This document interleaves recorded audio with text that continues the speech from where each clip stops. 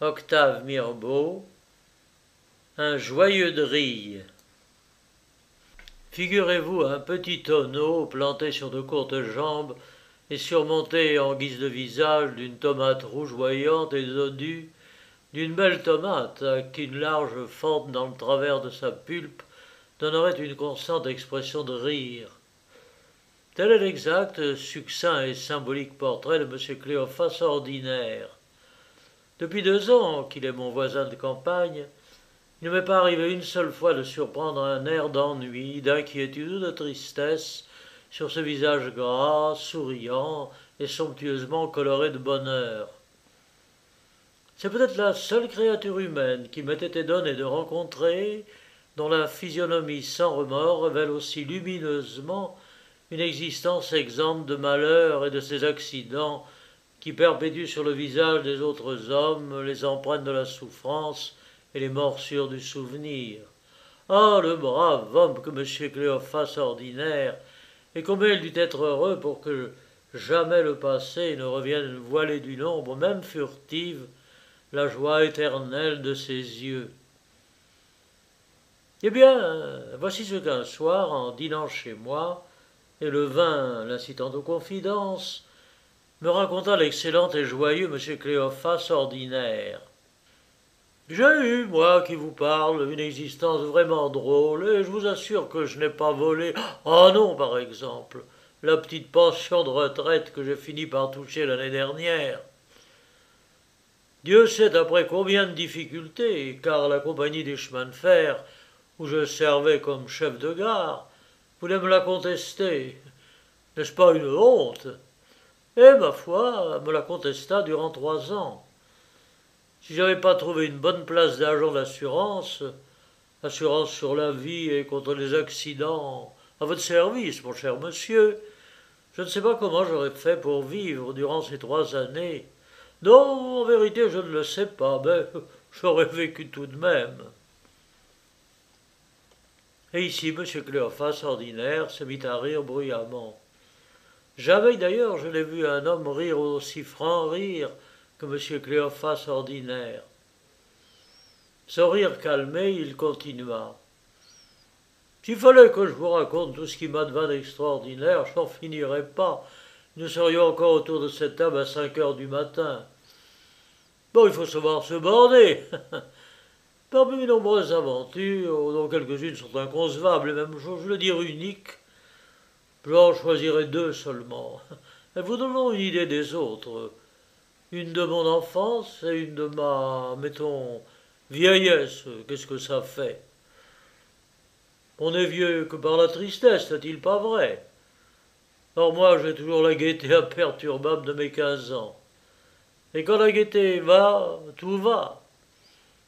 Demandez plutôt à ma gouvernante, cette chatte de Rosalie, que chaque jour, eh oui, tout son ventre fut secoué d'un rire qui se prolongea comme la sonnerie dansante, roulante et sursautante d'un réveil matin. M. Cléophas ordinaire avala un plein verre de cognac, et tapant ensuite sur la table, il reprit verveux. Attention, c'est le moment. J'avais alors 13 ans, et ceci se passa pendant les vacances. Un après-midi, comme j'avais été bien sage, je fus autorisé à accompagner mon père et mon oncle, qui étaient de grands chasseurs, à la chasse.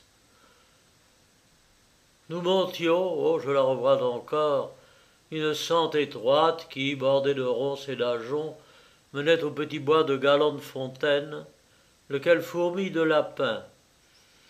Mon père et mon oncle, coude à coude, marchaient le vent, causant de je ne sais quoi. Mais à 4 pas d'eux, je venais derrière, portant le carnier. Mon père m'avait aussi, ce jour-là, confié son fusil, imprudence fâcheuse et qu'il doit bien regretter aujourd'hui s'il est dans l'usage des morts qu'il regrette quelque chose là-haut. Pour me donner un air plus martial, plus Saint-Hubert, j'eus l'idée de charger le fusil. Idée bien naturelle, en somme, et qui fût venue à n'importe quel gamin de mon âge. Les cartouches étant dans un des compartiments du carnier, cette opération m'était facile.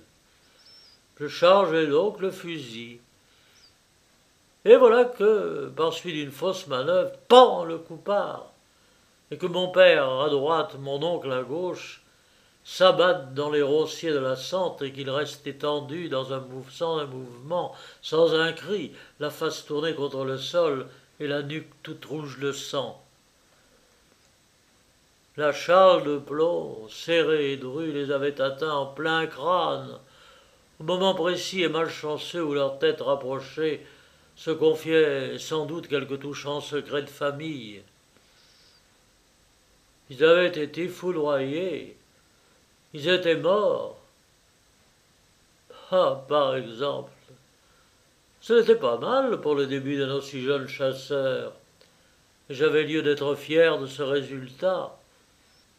Mais j'étais en même temps très surpris, très embarrassé. Et je ne savais vraiment pas quoi me résoudre. Situation complexe. Par bonheur, un paysan se montra dans les ajoncs, qui voulut bien me tirer d'affaire et ramena cahin dans un tombereau les deux cadavres à la maison. Malheureux Cléophas, qu'as-tu fait? Cria ma mère, saisie d'horreur à la vue d'un tel gibier, que certes elle n'attendait pas si copieux, comptant sur une simple giblette selon la coutume. Et moi, ne sachant pas, non, en vérité, ne sachant pas quelle attitude prendre, et si je devais tirer vanité de secours ou bien pleurer, je balbutiais bêtement.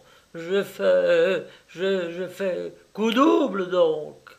Il faillit s'étrangler à force de rire, et c'est à peine si 2 ou 3 verres de cognac, avalés coup sur coup, purent le remettre en état de poursuivre son récit. La boisson le rendit familier et bredouillant. Il faillit s'étrangler à force de rire, et c'est à peine si 2 ou 3 verres de cognac, avalés coup sur coup, purent le remettre en état de poursuivre son récit. La boisson le rendit familier, bredouillant. « Eh bien, qu'est-ce que tu as ?» fit-il. « Je vois que cette petite anecdote ne t'a pas déridé. Elle n'est pourtant pas banale, allons, avoue-le. Mais j'ai mieux à t'offrir, mon vieux copain. Et je pense que celle que je vais te conter maintenant dilatera ta rate, morose et racornie. Allez, à ta santé, vive la bonne humeur. » Après avoir choqué nos verres, voici comment ce diable d'homme parla d'une voix qui de plus en plus s'avinait. Oh, je te dirai pas à la suite de quelles infortunes familiales je dus entrer, humble et joyeux employé, dans l'administration des chemins de fer de l'extra-centre. Il te suffit de savoir qu'à l'époque où j'illustrais ma vie de l'incroyable aventure que je vais te faire connaître, j'étais chef de gare depuis des années et des années. Chef de gare et marié, ah oui, marié. Jusqu'à la garde, mon vieux copain. J'entends par là que ma femme m'exaspérait outre mesure par ses tracasseries, ses tyrannies, etc., etc. Donc j'eusse perdu ma bonne humeur, mais elle n'exaspérait n'a. Et elle m'exaspérait au point que j'eusse été capable de me livrer à des folies de reconnaissance envers celui qui m'en eût débarrassé, per face et néfaste, si j'ose m'exprimer ainsi. Eh bien, par un trait de génie, je fus celui-là. Tu vas voir comment. Rien n'est plus simple. Ma femme, qui depuis quelques jours était allée chez un sien parent, devait rentrer le soir du 24 septembre 1890 par le train 18. Oh, voici l'argument. La ligne étant à voie unique, le train 18 croise à la station le train 437, lequel se gare en arrivant et attend pour repartir que le train 18 soit passé. Ce jour-là, il y eut dans le service je ne sais plus quelle complication, dont je profitai habilement, malgré les protestations du mécanicien, pour faire repartir immédiatement le train 437. Mon calcul était mathématiquement limpide. Faire se rencontrer les deux trains et amener une épouvantable collision. C'est toujours drôle. Mais dans ce cas particulier, la drôlerie se compliquait de ceci, que ma femme, ma chère et horrible femme, se trouva dans le train tamponné. Ah ah ah. Et comme le mécanicien hésitait à exécuter mes ordres, je lui expliquai. Mais le train 18 a 45 minutes de retard. En lâchant toute vapeur, vous atteindrez K avant le passage du train. Là, vous vous garerez. Vous aurez gagné une bonne heure. D'ailleurs, je prends tout sur moi. Il partit. Oh oui, je pouvais prendre tout sur moi. La nuit était profonde et sans lune. Il y avait en une brume épaisse, une de ces brumes dont on dit qu'elles peuvent se couper au couteau. Bonsoir, adieu. Bien des choses à la Camargue, chers petits agneaux. Naturellement, ce que j'avais prévu arriva, dans l'ordre où je l'avais prévu. À peine 2 kilomètres avaient-ils été franchis que boum, bing, patatras, les trains se rencontrent, se montent l'un sur l'autre, se broient, s'enflamment. Les machines explosent, des bras, des jambes, des crânes, des troncs épars, toute une bouillie de chair humaine s'agglutinant à toute une pulvérisation de bois, de fer, de cuivre. Total, 150 morts, 212 blessés. Et parmi les morts, méconnaissable, hideusement mutilée, ma femme. C'était assez génial ce que j'avais combiné là. M. Cléophas ordinaire trépigna, dansa sur sa chaise. Toute sa face de tomate dodue et rougeoyante s'alluma d'une illumination de joie. Mais il avait hâte de terminer son récit. Poursuivi, parbleu, tu le penses. Négligent dans le service, infraction au règlement, homicide par imprudence. Oh oui, je pouvais attraper 5 ans de prison. Mais voilà où le comique atteint les vertigineuses hauteurs du prodige. Je fus acquitté à l'unanimité, pour cette raison que j'avais chèrement payé la conscience de ma faute en perdant ma femme adorée dans la catastrophe. Tout le monde fut d'accord pour me plaindre, les avocats, les juges et la compagnie. Enfin, je t'offre le bouquet.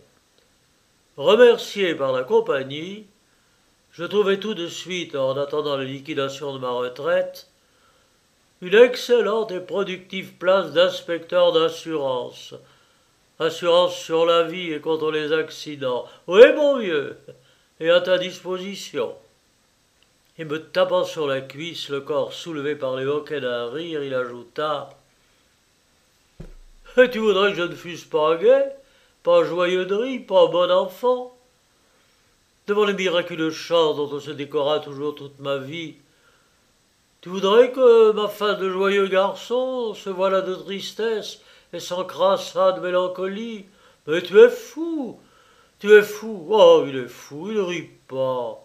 Mais ris donc, brute rêveuse et sentimentale, bourrique, sois gai, soyons gais. » Puis ce furent des mots sans suite, des mots désordonnés et capricants. Je n'écoutais plus car il était complètement ivre.